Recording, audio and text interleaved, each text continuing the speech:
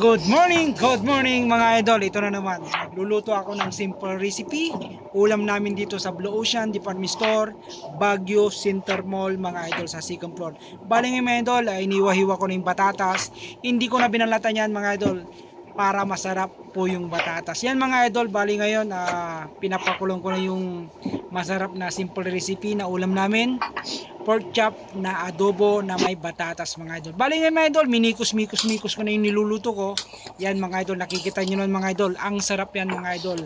Yan po ang ulam namin tanghalian dito sa work namin sa Blue Ocean Department Store, Baguio Center Mall mga idol. Bali ngayon mga idol, mimikos ko na naman para makita nyo mga idol. Bali ginagawa ko idol, binabalik-baliktad ko yan para sumiksik po yung mga ingredients niya. Yung nagpapasarap, yung toyo, asaka paminta, asaka yung suka mga idol. Bali yung mga idol, minimikos-mikos ko para sisiksik po yung lasa niya sa pork chop na baboy mga idol. Yan mga idol, ang simpleng buhay salesman mga idol. Bali mga idol, habang nagluluto ako mga idol, ay ako'y pupunta sa pwesto ko sa kitchenware idol, magbibinta ako mga idol. Ngayon mga idol, nandito na ako sa pwesto ko dito sa ceiling area, nag-aabang ng customer. Yan mga idol, yan po ang simpleng buhay salesman mga idol. Bali mga idol, habang nagluluto ako mga idol, nagtitinda ako, hinihintay ko yung mga customer na papasok, mga bibili.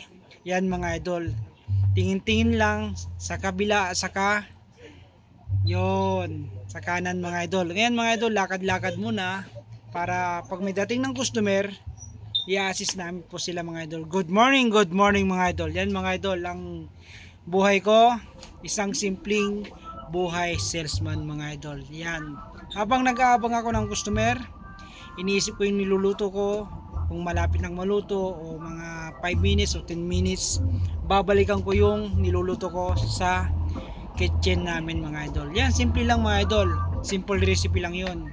Lahat ng mga kasama ko nagbabantay na rin dito sa ceiling area.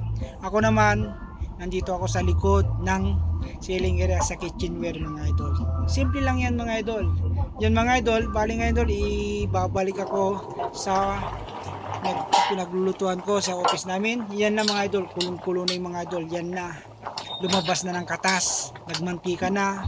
Ang gagawin ko niya mga idol, ilalagay ko na yung batatas. Pagkatapos kung sumiksik po yung pinakamasarap na tuyo, kung malapit nang matuyo yung pork chop mga idol, doon na ilalagay ko na yung batatas mga idol. Bali yung mga idol, nakikita nyo naman, talagang konti na rin yung sabaw niya. Yun mga idol, nilagyan ko ng batatas mga idol. Bali mga idol, minikos-mikos ko yung mga batatas mga idol para madaling lumambot mga idol.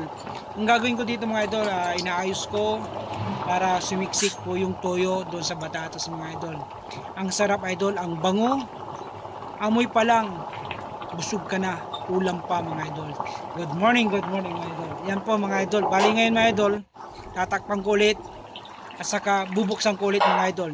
Nakita nyo naman mga idol, wala nang sabaw, sumiksik na po yung lasa niya, yung toyo, lahat po ng ingredients sumiksik na po sa baboy mga idol. Yan po ang simple recipe, ulam namin ngayon, tanghalian, pork chop na baboy mga idol. Salamat po mga idol sa panonood nyo.